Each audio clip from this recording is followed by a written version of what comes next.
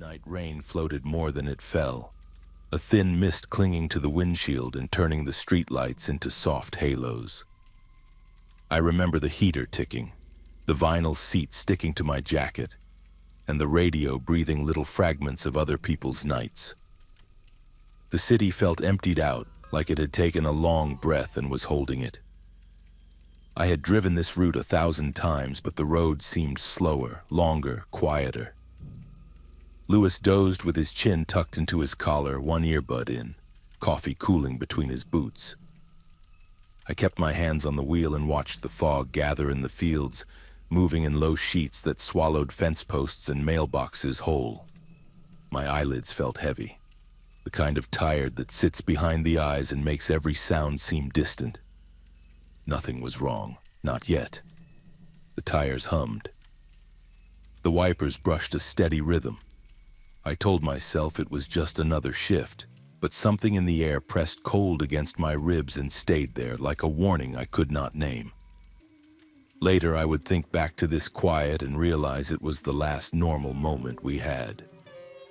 The station smelled like burnt coffee and disinfectant. That mix never really leaves your clothes. I clocked in just before 11, signed the log, and nodded at the night crew already half asleep on the worn-out couches. Louis tossed me the keys with a grin that said, "Same old night, same old grind." He was always like that, calm, steady, the kind of partner who could make a gunshot call feel like a grocery run. Our rig sat humming under the fluorescent lights, metal sides damp from the drizzle. I did my usual walk around, tires, oxygen tanks, cardiac monitor, meds. Everything in its place. Routine meant safety. Every small check, every glance at a gauge. It kept the job predictable. When you live surrounded by other people's chaos, you hold on to any little rhythm that feels like control. The radio crackled softly while we waited for the first call. Louis leaned back in the passenger seat, peeling the lid off his coffee. "Bet we'll get a bar fight before midnight," he said. I smiled, shaking my head. "Nah, it's raining. Nobody wants to bleed in the rain." Our first call came at 12:07, minor collision, no injuries, just paperwork. A teenager slid into a ditch trying to text and drive, the kind of job that eats time but not adrenaline. He looked embarrassed more than anything. We gave him a blanket, waited for the tow truck, and left with barely a note on the report. The roads were near empty. We passed the same corner store 3 times just to stay awake, the neon sign buzzing like a faint heartbeat in the fog. The city always looked different from behind the wheel of an ambulance. Not alive, but breathing. Every streetlight, every empty window had a pulse of its own. Around 1, we stopped by the diner off Oak Ridge for takeout. The waitress knew us by uniform, not by name. "Long night?" she asked, pouring refills without waiting for an answer. "Always," Louis said. He added too much sugar to his cup, as if sweetness could fight fatigue. I remember the sound of rain hitting the metal awning, slow and steady like someone tapping to a rhythm only the tired can hear. We ate in silence, just the hum of the heater filling the cab. A call light blinked briefly on the radio, then went out before the voice came through. "Glitch." Probably. Happens all the time. The dispatch computer flickered for half a second and reset. Nothing unusual. By 2 a.m., the caffeine had burned off and the roads turned darker. I switched off the cabin lights, letting the dashboard glow trace faint lines across the windshield. Louis was talking about his daughter's upcoming birthday, how she wanted a bike with pink ribbons on the handles. It felt grounding hearing that. Life still happening somewhere else while we drove through the kind of silence that only night brings. We pulled into a rest zone just off Route 17, parked under a dead lamppost. The world outside was wet and gray. No stars, no sound, but the distant thrum of highway traffic and a single coyote somewhere out in the fields. The kind of place where you could forget time existed. Louis reclined his seat. closed his eyes. "Wake me if something comes in." I just nodded, staring at the digital clock on the dash. 2:41 a.m. The numbers glowed faintly green, the colon pulsing like a heartbeat. I turned the radio volume down, just low enough that I could hear the static breathing between transmissions. In those moments, there's a peace that feels fragile, like it could shatter if you breathe too loud. It's the calm every medic learns to love. The pause before someone else's emergency becomes your next reality. I leaned my head back, eyes heavy, thinking maybe we'd make it through the night with nothing worse than sore backs and stale coffee. For a moment, I believed that. Then the radio clicked alive again, just a small pop of static. No call yet, no code, just that faint click. The kind of sound that pulls you back to attention without reason. I stared at it, waiting for words that didn't come. If I had known what that silence was building toward, I'd have switched the rig off right then and called it a night. But you never know, do you? You just wait. You listen. You trust that whatever's coming is something you can handle. It would be the last time I ever believed that. The radio woke like it had been holding its breath. A soft pop, a drag of static, then a voice that didn't sound like our regular dispatcher. Thinner, dry, like the words had to scrape their way out. "Unit 9-2. Copy, single vehicle, possible trauma, Route 17. Hollow Bend." Lewis sat up fast, blinking away sleep. "Hollow Bend?" He rubbed his eyes and checked the map screen. The GPS pin hovered over a grayed-out section of road nobody was supposed to use. That stretch had been closed for years after the hillside washed out. Barriers, chains, no through traffic. I thumbed the mic. "Dispatch 9-2, confirm location. Hollow Bend is inactive." Static smeared the reply. "Affirm, Route 17, Bend, one occupant, breathing unknown." Then nothing. The signal fell flat like a curtain dropping. Lewis set his coffee aside and pulled the shoulder belt across his chest. "Could be a copy error," he said. More to fill the air than to convince either of us. I brought the rig to life, light bar off, engine a low rumble under my feet. The MDT screen flickered as the call ticket populated. Time, coordinates, remarks field with a single clipped note. Caller disconnected. No callback number, no name. "Maybe CHP pinged it," I said, easing out of the turnout. "Could be a passerby, could be kids messing with reroutes." "Kids don't know the CAD zones," Lewis muttered. He keyed his gloves tighter, then reached back to make sure the jump bag was buckled to the bench. He always did that when he was trying not to show nerves. 1, 2, 3 tugs. Habit made to look like routine. The night outside had thickened, fog hanging low enough to skim the hood. I kept the siren silent and rolled the high beams wide. Fence wire flashed and vanished. The wiper motor clicked on the low setting, slow and patient. The road narrowed as we passed the last open turnout, tree line pressing in on both sides like a throat. "Dispatch 9-2 en route," I said. "ETA 8 minutes. Advise if law or fire is responding." Nothing answered. The channel stayed open for a heartbeat too long, then cracked shut. The silence that followed wasn't normal. It felt weighted, like it knew we were listening. "Try the secondary," Lewis said, adjusting the radio dial a click to the right. Interop went live, clean carrier, no voice. He tried again. "County 9-2, confirm traffic for Hollow Bend." He waited, then rolled his eyes at the empty return. "They'll blame towers," he said. "They always blame towers." I kept driving.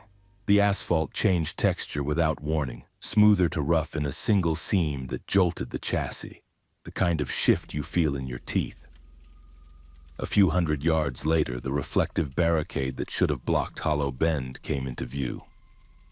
Only it wasn't across the road. It was folded to one side, chain coiled on the ground like someone had set it down carefully and forgot to put it back.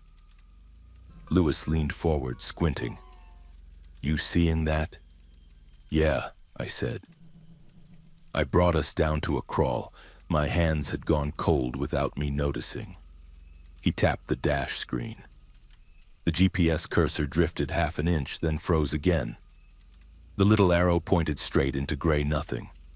No service, he said, right where we need it. Lights are dark? I asked. He breathed out slowly. Dark. If there's a patient, the last thing they need is panic on top of pain. We rolled past the tipped barricade and into the bend. The air felt different there, damp and cooler, like the temperature had dropped a few degrees without wind. The fog thickened enough that the high beams threw a white wall at us, so I clicked them down to low and crept forward. Gravel ticked under the tires. Somewhere out in the fields, a dog barked once and went quiet. The radio crackled again, a whisper of syllables that didn't line up with words. Then, clear for a second, a single phrase. Don't leave. It was a woman's voice this time, not the brittle one from before. It carried a strange edge of pleading, like someone talking through a door they didn't want to open. Lewis turned his head toward me. What channel did you switch to? I didn't. We waited for the follow-up, but the line died. No carrier tone, no hiss. Just the soft drone of the engine, the metronome of the wipers, and my own pulse in my ears. The bend opened and the shoulder dipped down into a shallow ditch. That's when we saw the glint, 2 weak amber flashes, uneven, too low to be a streetlight. Hazard lights, almost out of battery. A car sat nose down off the right side, half hidden by cattails that shouldn't have been tall enough to cover a hood. The windshield glimmered like it had spidered. The driver door hung open a few inches, rain beating on the edge. Lewis exhaled. So not a prank. I brought the rig to a stop at an angle that kept our rear doors free. We didn't throw on the light bar. No siren. Just the steady white of the headlights and the soft cabin glow. I took the parking brake slow, waited for the chassis to settle. My gloves slid on easier than they should have, palms dry and tight. Scene safe? I asked, a reflex that always felt thin in places like this. Seems it, Lewis said, scanning the tree line. No skid marks, no smoke. He paused, listening. No voice. We looked at each other. Neither of us said what we were thinking. If the caller had disconnected and dispatch couldn't confirm, who told us to come? I killed the engine. The world went suddenly bigger without it. The damp air, the distant drip of water slipping from leaves, the hush that holds just before you call out to a stranger you can't see. Grab the bag, I said. Let's make contact. We stepped out into the cold, doors thudding shut behind us like a seal. The fog gathered itself in slow swirls around our legs. Somewhere beneath the soft ticking of our cooling engine, I heard another sound I couldn't place. Not a voice, not wind. A breath, maybe. We started walking toward the car. The world outside the ambulance felt heavier than it should. The rain had slowed to a mist, but the air was thick enough that every breath came with the taste of iron and wet soil. My boots sank slightly into the mud as I stepped off the asphalt. The beam from my flashlight cut through the fog in a narrow cone, swallowing everything beyond 10 feet. It was the kind of quiet where even your heartbeat sounds too loud. The car sat tilted into the ditch, its front tires half buried. One headlight still burned faint and yellow, casting long shadows across the reeds. The other was cracked and leaking water, each drop echoing off the bumper. Steam hissed from the radiator, weak and fading. Driver's door open, Lewis said behind me, voice low, steady. He was already pulling the med bag from his shoulder, scanning for movement. You see anyone? I shook my head. Not yet. The interior was dark. The dashboard lights flickered, and the radio inside whispered static. No music, no words, just the faint hum of an electrical ghost. The seatbelt hung loose, buckle unlatched, the kind of detail that makes your chest tighten because it tells you someone was there. I called out, "Sir, ma'am, EMS, can you hear me?" No answer, only the slow ticking of the engine cooling down. Lewis tapped my shoulder and pointed toward the back seat. There was something. A shadow slumped against the window. I moved closer, light trembling slightly as my hand steadied it. A man, mid-30s maybe, pale skin reflecting faintly in the beam. His head rested sideways, mouth slightly open. Blood marked the side of his temple, not fresh, not dry. Somewhere in between. "Got one," I said quietly. Lewis moved around to the opposite side, tugging at the door handle. It didn't give. I reached for mine. It creaked open after a moment's struggle. The smell hit first. Old smoke, damp leather, and something faintly metallic, the kind of smell you remember long after it's gone. "Sir, can you hear me?" I said again, leaning in. The man's eyes fluttered. He was breathing, shallow, uneven. I checked for a pulse, fingers against the cold skin of his neck. Weak, but there. Lewis worked to stabilize the headrest and pulled a cervical collar from the kit. We moved with instinct, the way you do when training takes over before thought does. As we worked, something about the car felt wrong. The floor was bone dry, even though outside everything was soaked. The digital clock on the dash blinked 2:57, frozen, not ticking.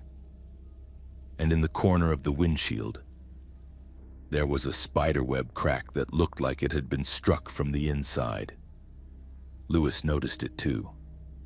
"That's odd," he muttered, following my gaze. "He must have..." Before he could finish, a sound came from the far side of the road, faint like a single footstep in wet gravel.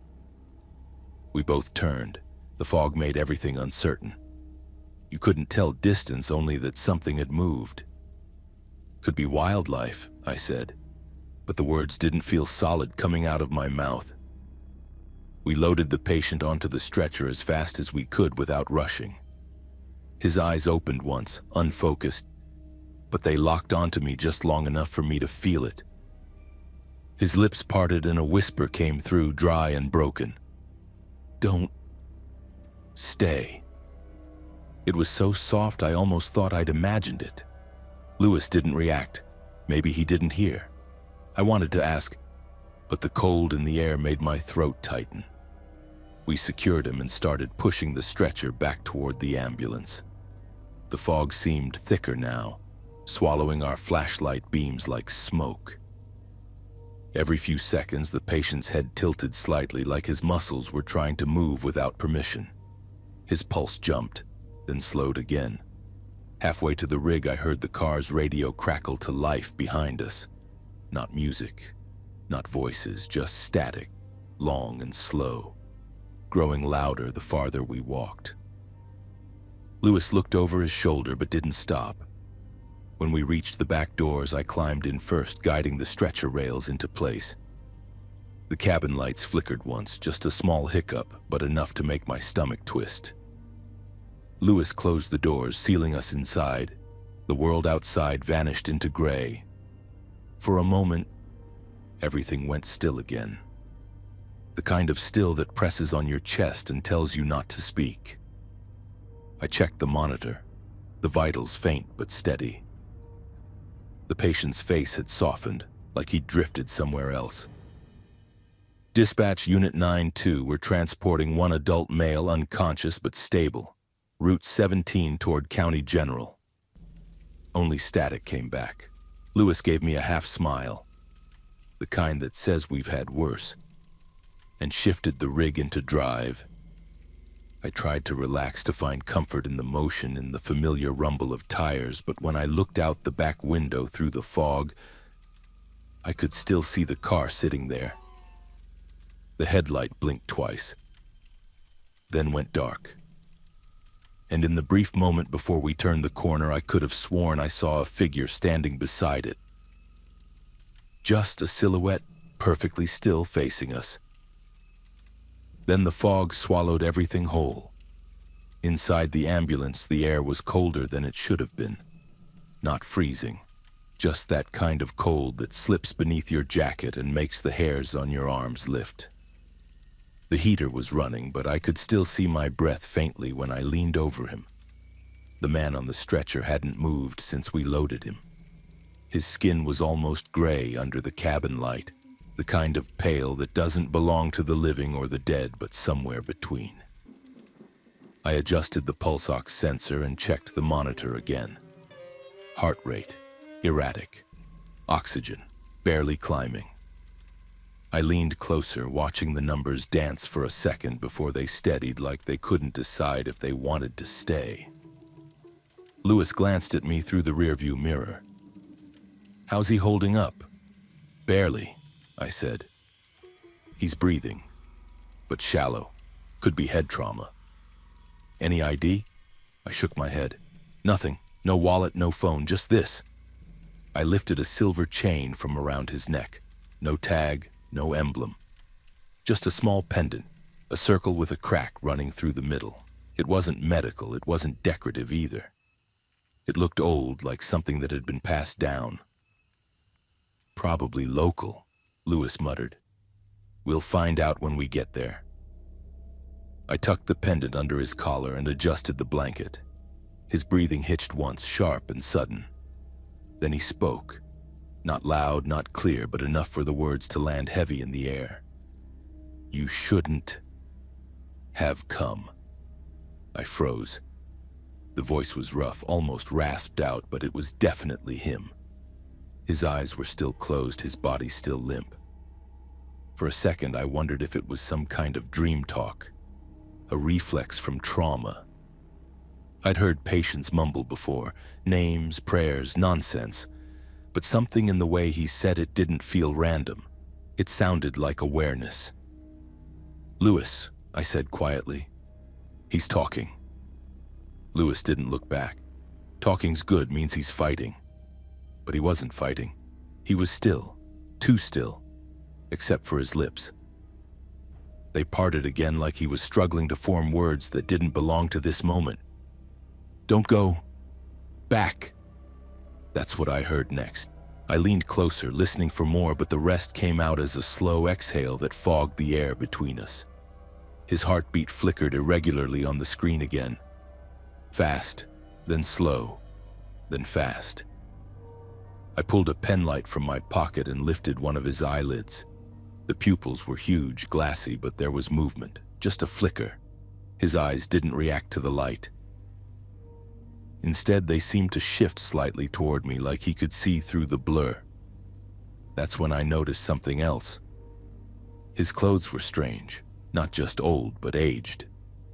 The stitching on the collar, the buttons, even the texture of the fabric looked out of time, like they belonged to another decade. The mud on his sleeves wasn't fresh either. It had dried in cracked patches. Whatever happened to him didn't happen tonight. Lewis's voice broke the silence. "He coded yet?" "Not yet," I said. My throat felt dry. "But his vitals aren't right. Something's off with the monitor." The cardiac leads twitched across the screen. Perfect rhythm, then nothing, then a sudden spike. I rechecked the connections, even swapped electrodes. Still the same irregular dance. I told myself it was interference. Happens when you're far from signal towers, happens when you're tired. Lewis turned up the radio just a little to drown out the sound of the monitor. The dispatcher's voice was faint but steady now, talking to another unit miles away.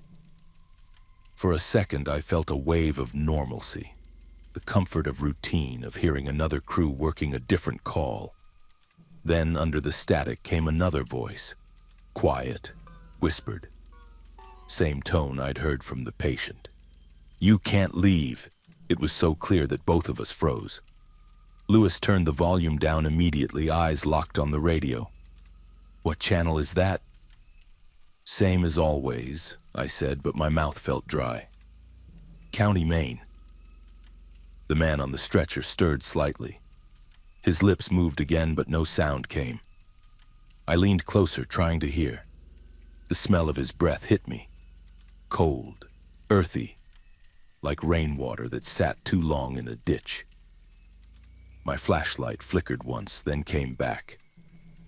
Lewis looked back for a split second. "Everything okay?" "Yeah," I lied. I straightened, focusing on the monitor, but all I could hear was my pulse pounding in my ears and the faint hum of tires rolling over wet asphalt. We had maybe 10 minutes left to County General. 10 minutes between this and help. I thought if we could just make it there, it would all start making sense. The vitals, the whispers, the wrongness of it all. But as the ambulance turned past the next mile marker, the fog outside thickened into a white curtain, swallowing the headlights completely. The GPS blinked out, the signal bar dropped to nothing, and in that suffocating silence, the patient's voice came again, barely above a whisper. "It's already too late." His pulse flatlined. The monitor screamed once, and my heart stopped with it. The siren never sounded right after that. It was faint, like it was echoing from somewhere else instead of right above us. The cabin filled with red light that pulsed against the fog, painting Lewis's face in flashes, focused, tense, unreadable. I was still holding the defibrillator pads in my hands, frozen between action and disbelief. "He's gone," Lewis said, eyes fixed on the road. His voice was calm, too calm. "We'll call it at the hospital." But the word gone didn't feel true. The monitor showed a flat line, but the room didn't feel empty. Something about the air had changed. I could feel pressure, like someone was standing just behind me, breathing slow and deep. I glanced over my shoulder, expecting to see movement. Nothing. Just the stretcher, still strapped, the patient lying perfectly still beneath the blanket. I turned the monitor off and back on. The beeping returned. Slow, steady, heart rate 62. I blinked. "Lewis," I said quietly. "He's got a pulse again." Lewis's grip tightened on the wheel. "That's impossible. I saw him drop. I'm telling you, he's back." I leaned in, watching the green line trace faint blips across the screen. The kind of rhythm that could fool a tired brain into hope. I reached to check the leads, maybe static interference again. My gloved fingers brushed his wrist, ice cold. No pulse, none, but the monitor still said 62. Then the lights flickered, just once. But it was enough to make both of us stop breathing. "Could be alternator," Lewis said quickly. His tone carried that forced calm medics use when they're trying to hold reality together. "It's the weather." "Yeah," I muttered. "The weather." The cabin's air felt thicker now. The heater still hummed, but it wasn't warm anymore. Every breath I took came out in a faint fog, curling up like cigarette smoke before vanishing. My hands were trembling. I told myself it was the adrenaline crash. I'd seen death before hundreds of times, but never like this. Never with the feeling that something else was still inside the room. The radio clicked softly, a burst of static, then silence. Lewis reached for the dial. "Dispatch, this is Unit 9-2. En route County General ETA, 7 minutes, copy." Static. Then a soft whisper, a voice that wasn't dispatch. It came through like a breath brushing the mic. "You shouldn't be here." Lewis froze, his hand still on the receiver. "Did you—" "I heard it," I said. "That wasn't them." The static returned, hissing louder like wind trapped inside the speakers. Then it cut off completely. The ambulance felt wrong in the quiet. Every vibration, every rattle in the cabinets above the stretcher sounded magnified. The oxygen tanks clinked once. The IV bag swayed. Somewhere in the wiring, a low hum pulsed, steady and rhythmic, like a heartbeat that didn't belong to anyone. I tried to focus on the patient again. His face looked softer now, less strained. The blood on his temple had dried to a dark shadow. For a moment, I thought his lips moved, but when I leaned close, it was stillness again. only the faint sound of air shifting through the vents. Then the cardiac monitor beeped once. Loud, sharp, out of nowhere.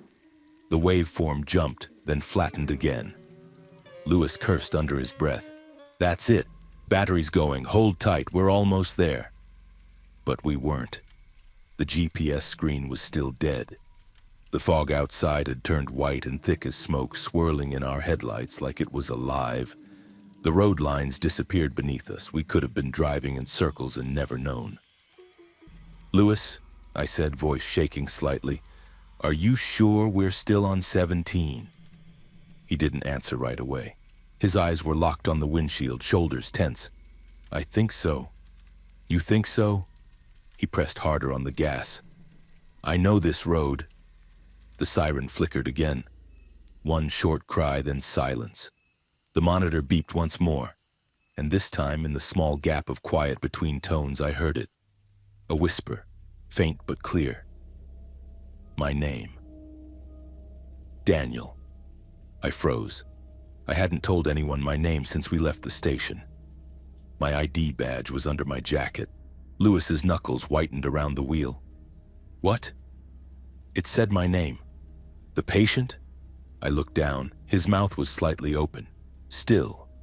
Lifeless. "No," I said slowly. "The radio." For a long moment, neither of us spoke. Just the sound of tires rolling over gravel we couldn't see and the monitor chirping like it was breathing on its own. Then Lewis muttered almost to himself, "We're pulling over. I need to see where the hell we are." He slowed the rig until the wheels crunched to a stop. The headlights hit a tree line. Beyond that, nothing but fog. No signs, no lights, not even the reflection of road paint. Lewis rubbed his face with both hands, exhaling hard. "Everything's dead. GPS, signal, lights."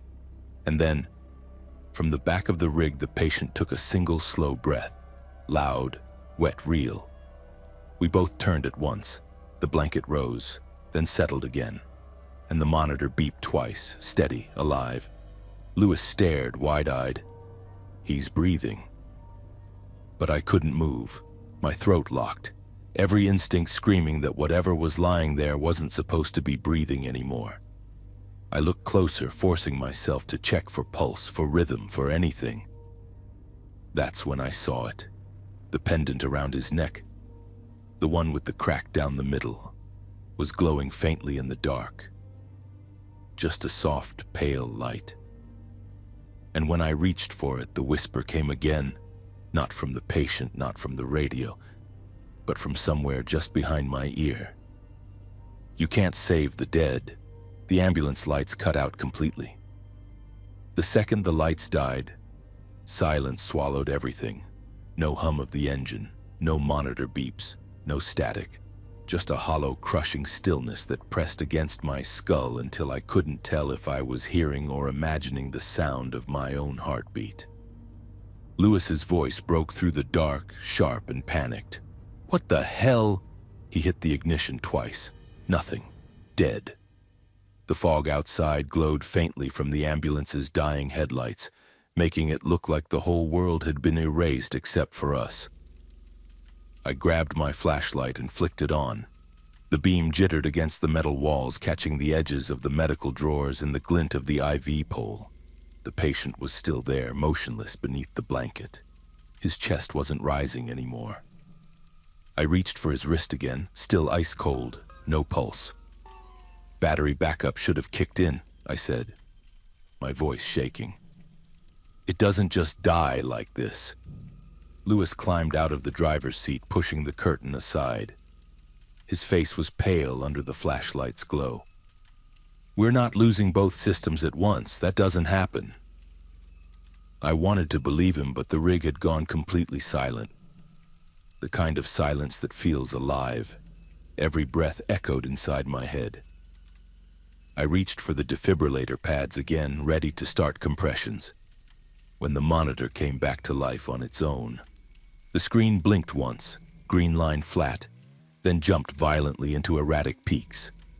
Heart rate, 120. I froze. "He's back." Lewis turned toward me, shaking his head. That's not possible. I checked him. Before I could respond, the patient's eyes snapped open. Not wide, not gasping. Just open, glassy, and fixed on the ceiling. I felt my stomach drop. Sir, can you hear me? I asked, leaning closer, my flashlight trembling in my hand. His lips moved, barely a breath. I leaned in to hear. Behind you. I spun around instantly, light sweeping the cabin. Empty. No movement, no sound. But the air behind me felt colder, like something had just shifted out of reach. Lewis slammed his palm on the side wall. This is... He stopped mid-sentence, eyes locked on the windshield. Daniel, look. Through the fog, a figure stood maybe 10 feet from the front of the rig. Tall. Still. Its outline shimmered faintly in the headlight glow, just enough to suggest shape, not face. A man, maybe, just standing there, unmoving, watching. Lewis whispered, "Please tell me you see that." "I see it." The figure didn't move, didn't blink. The fog moved around it like smoke curling around a post. For a long, unbearable minute, none of us spoke. Then the monitor in the back beeped once, long, shrill, unbroken. Flatline. I turned back, and the stretcher was empty. The blanket lay folded, straps undone, no sign of the patient. Just the faint imprint of his body on the mattress. "Lewis!" I shouted. He swung around. "Where is he?" "I don't... He was right here." We both looked out the back window. Nothing but fog. No footprints. No sound. Then the radio crackled to life again, loud enough to make both of us jump. The same whispering static at first, then a voice. Faint. Warped by distortion. "Unit 9-2, do you copy?" It sounded like our dispatcher, but off. Too slow. Words stretched thin. Lewis grabbed the mic. "Dispatch 9-2, go ahead. We've got a..." He stopped. The voice on the other end had begun repeating him. The same words, the same tone, overlapping his. "Dispatch 9-2, go ahead." Each repetition grew fainter, like an echo traveling down a hallway. Then beneath that, something else. The same man's whisper I'd heard earlier, threading through the static. "You can't leave." The radio cut out again. I turned back toward the stretcher. The pendant, the cracked circle, lay on the floor now. It glowed softly, pulsing like a heartbeat. "Lewis," I said quietly, pointing. "Don't touch it." But he was already stepping closer, eyes locked on the light. "It's just metal." He bent down, reaching. Before his fingers touched it, the rig jolted violently. The whole ambulance shook as if something had slammed against the outside. Once, twice. Metal groaned under impact. Tools fell from the shelves, syringes clattering across the floor. Lewis stumbled. "What was that?" I grabbed the wall to steady myself. The pounding came again, harder from the back doors this time. A hollow, heavy thud like fists, or something larger, hitting the metal. "Is someone out there?" I shouted. "Hello?" No answer. Just another thud. Lewis reached for the door handle, but I caught his arm. "Don't open it. Someone could need help. Or it's him." The pounding stopped. The silence that followed was worse. I could hear my own blood in my ears. Then, a voice right against the metal, low and clear. "Open the door, Daniel." Lewis froze. His eyes met mine. It said your name. I stepped back slowly, shaking my head. No one knows my name out here. The pendant pulsed once more, brighter, then went dark. The fog outside shifted, and through the small rear window I saw it. A face pressed against the glass, pale and blank, eyes open too wide. Lewis slammed the rig into drive, tires screaming against the wet road. The face vanished as the rig lurched forward. The lights flickered once more, then roared back to life. Everything was shaking. Our hands, the wheel, the walls. The siren screamed again, this time raw and uneven. We drove without speaking. Neither of us looked back. But as the monitor steadied and the green line began to move again, I realized the numbers didn't match the patient's. Heart rate, 92. That was mine. And below it, another reading flickered on the screen. Same rhythm, same peaks. 2 heartbeats. 1 too many. When we finally saw the hospital lights through the fog, I swear I almost cried. It didn't look real at first, just a faint orange glow through the mist, like something imagined after too long in the dark. The closer we got, the more solid it became. Street lights, wet pavement, the faint reflection of our siren bouncing off glass doors. Civilization. Lewis drove straight through the emergency bay entrance and hit the brakes. The rig hissed as the engine cooled, steam curling from the hood. For a few seconds, neither of us moved. We just sat there, hands locked on the dash, listening to the rain hit the roof in soft, steady taps. Lewis spoke first. His voice was cracked and hoarse. "Let's just get him inside." I nodded, even though I wasn't sure what it meant anymore. I climbed out of the back, boots splashing in shallow puddles, and swung open the rear doors. The stretcher was there, empty again. The blanket lay flat, straps still buckled, monitors still attached. No sign of the patient, not a drop of blood, not a print, not even the smell of him. It was as if he'd never been there at all. I stood frozen, one hand gripping the doorframe, the other shaking without reason. Lewis came around the side, saw the empty stretcher, and stopped dead. "Where?" he started, then cut himself off. "No. No way." I wanted to say something rational. Maybe we'd transferred him and forgotten in the chaos. Maybe he'd walked out somehow. Maybe anything that made sense. But my throat wouldn't work. The rain was louder now, the kind that blurs out everything else. "Check the other bay doors," I said finally. "Maybe he..." Lewis had already run ahead to the triage entrance. I followed him, dragging the stretcher just to do something. The ER looked normal inside. Bright lights, nurses moving, monitors beeping, voices talking about normal things like vitals and shift changes. The contrast felt unreal, like we'd stepped through a curtain into another world. A nurse I knew, Jenna, waved us in. "Rough night?" she said, smiling automatically before she noticed our faces. Her expression shifted. "Where's the patient?" Lewis opened his mouth, then closed it again. I stepped forward, trying to sound steady. "Adult male, mid-30s. Car wreck on Route 17 near Hollow Bend. We brought him in." Jenna frowned. "You brought who?" "The guy from the wreck." She looked at her clipboard, flipping through the log. "We haven't had any incoming from your unit tonight."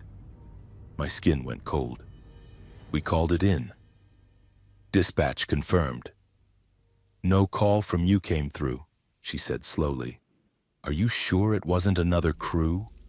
Lewis slammed his hand on the counter. "We picked him up. He was right there." His voice echoed down the hall, turning a few heads. Jenna's tone softened. "You guys look exhausted. Maybe you..." "No," I said, shaking my head. "We didn't imagine this." But even as I said it, I wasn't sure. The memory of the pendant, the voice, the figure in the fog. It all felt like something you wake up from, not something you live through. A paramedic from another shift walked by, glancing at our rig parked outside. "Hey," he said casually. "You know your backlights are still flashing." Lewis frowned. "They're dead."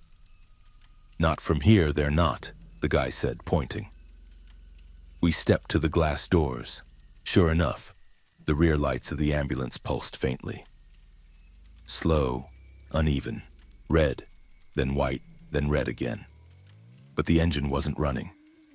Lewis looked at me, voice barely above a whisper. "You think..." "I don't know." We went back out to shut them off. The rain had stopped, but the air was colder than before, sharp enough to sting.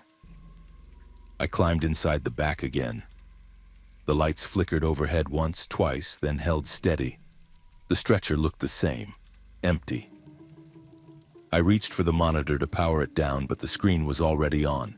It showed a steady rhythm, heart rate 74. The name field at the top flickered, letters forming and breaking apart like static. D-A-N-I-E-L. Lewis leaned in behind me. Is that... I shut the monitor off before he could finish. The display went black. We both stood there for a long time, neither wanting to speak the thought sitting heavy between us. Eventually, we filled out the run sheet. Incomplete, blank where the patient's info should be. No ID, no vitals, no outcome. We just wrote unidentified male, lost contact en route. At the bottom of the page, there was a field for signature. I hesitated before signing my name. My hands were still trembling. When we turned the rig back on to head to the station, the radio buzzed softly. Unit 9-2, it said. Status? It was dispatch. The normal voice, the one we knew. Lewis lifted the mic, swallowing hard. 9-2, clear, returning to base. A pause, then, 9-2, you weren't assigned any calls tonight. We didn't answer. The road home was quiet, almost peaceful. The sky was starting to lighten at the edges, that dull gray before sunrise. But something about the light felt wrong. When I looked into the side mirror, I saw the back of the ambulance, empty, quiet, still. And for a split second, I could swear someone was sitting on the stretcher, upright, watching. Then the light blinked again and the reflection was gone. I didn't sleep after that shift. Couldn't. Every time I closed my eyes, I saw that faint red pulse behind my eyelids, the rhythm that had spelled my own name. The next morning, I went straight to the records office, half convinced I'd find something that would make all of it make sense. An error, a data glitch, anything. The clerk on duty, a quiet woman named Marcy, scanned the call logs while sipping her coffee. Unit 9-2, she said, typing with the slow calm of someone who didn't know the world could unravel in a night. Last entry is a collision near Oak Ridge, timestamp 12:07 a.m. That's your last confirmed run. What about Hollow Bend? I asked. She frowned. What's that? The dispatch at 2:43, single vehicle, one occupant, Route 17. She looked again, scrolling. There's no call listed at that time. There has to be, I said, leaning over the counter. Check the radio archive. Marcy hesitated, then clicked into another database. A second later, she frowned deeper. There's an open audio file with no ID. It's blank. No metadata, no dispatcher tag, just 30 seconds of static. I asked her to play it. She turned up the volume. Static poured through the small speaker, not the kind that's silent, but the kind that breathes. Then, faintly in the background, came a voice I recognized instantly. Unit 9-2, Hollow Bend. Marcy stopped the playback and stared at the screen. This isn't one of ours, she said softly. It's not encoded with our system. Then where did it come from? She didn't answer. I left without signing anything. The hallway outside felt too bright, too sterile, the kind of place where nothing haunted should ever exist. But it followed me anyway. In the hum of the lights, in the reflections off the polished floor, in every faint echo of a voice that wasn't there. I drove to the station next. Lewis was already there, sitting on the bumper of the rig, smoking a cigarette even though he'd quit years ago.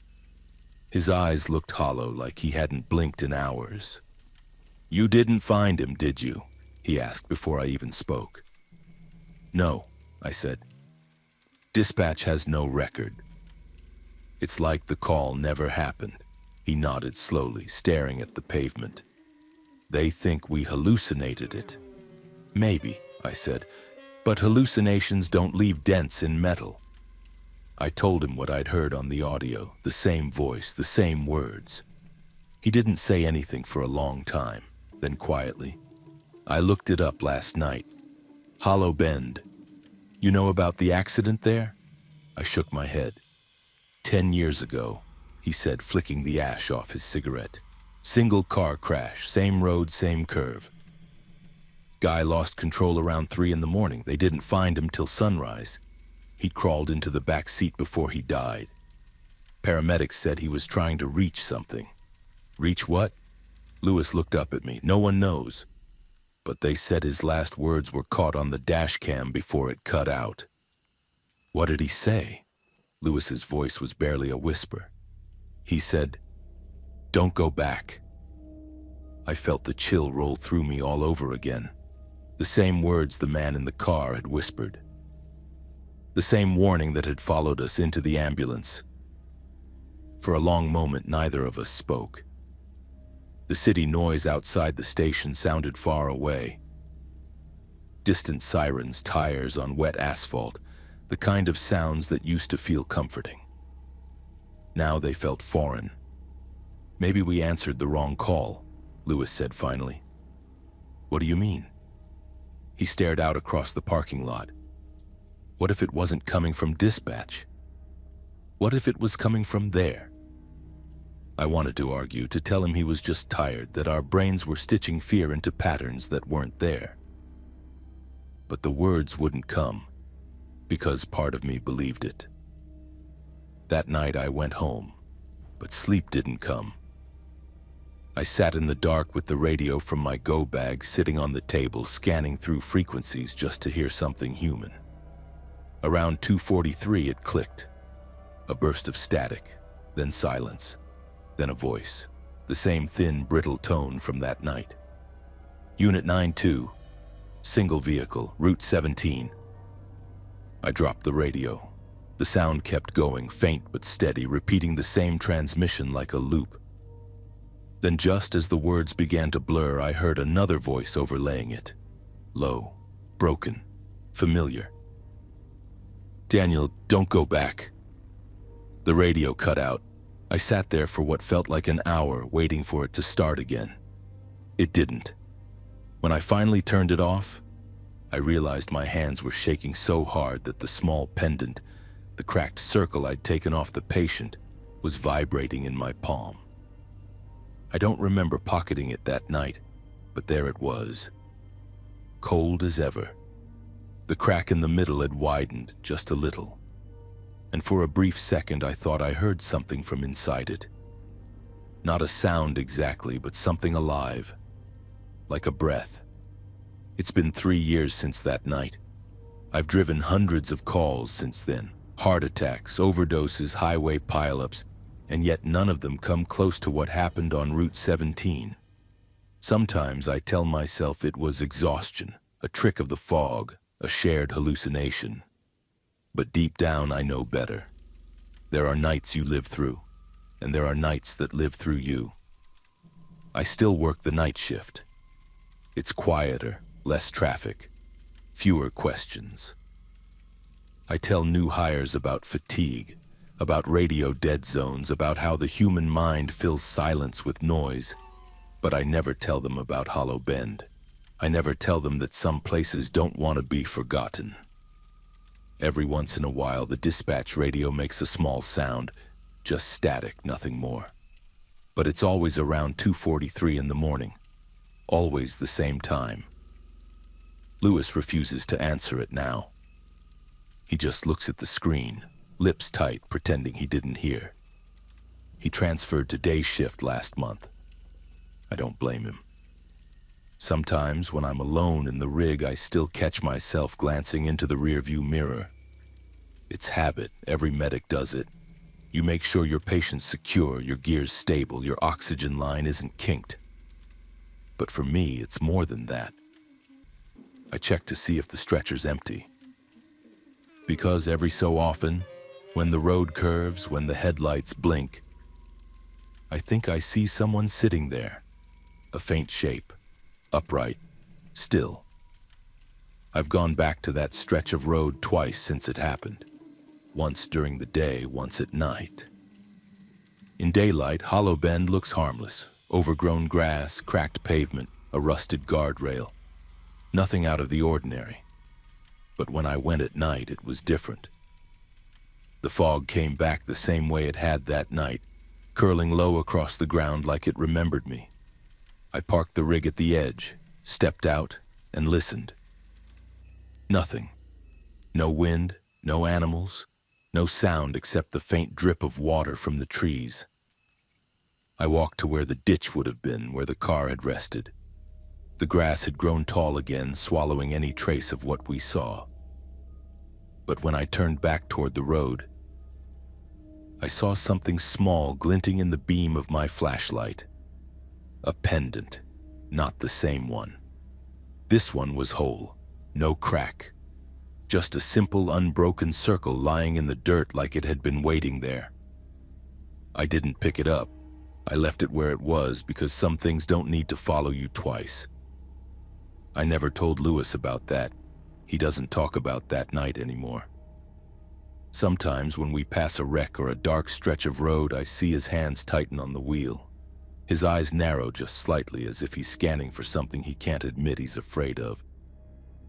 And I get it, because I still hear that voice sometimes, when I close my eyes, when I drift between awake and asleep, when I'm driving alone at 3 a.m. through fog that looks too familiar. You can't save the dead. The words don't sound threatening anymore. They sound sad. Almost tired, like someone trying to warn me before I make the same mistake again. People think our job is about saving lives, but sometimes it's about carrying what's left of them. We pick up stories no one else wants to remember. The last breaths, the unanswered calls, the things that linger in the silence between sirens. Maybe what we saw that night wasn't meant for us. Maybe we just crossed paths with something unfinished. I stopped wearing my old watch after that shift.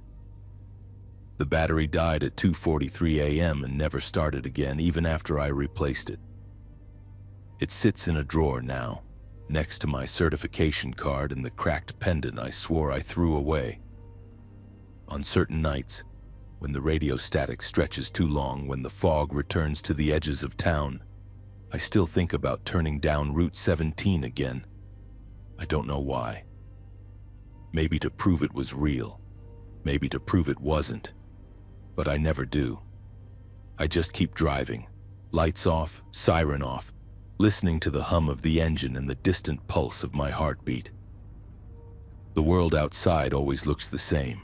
Quiet houses, dark fields, endless road. And every once in a while, for just a second, I see the outline of another ambulance on the shoulder ahead. Lights faint, engine silent, windows fogged from the inside. I blink and it's gone. They say the past doesn't follow you if you don't look back. But sometimes when I hear a siren at night, I swear I see that same road again. The bend, the fog, the single flicker of a dying headlight. And I wonder if somewhere out there that man is still waiting for someone to answer the call. Someone who hasn't learned yet that some calls were never meant to be answered.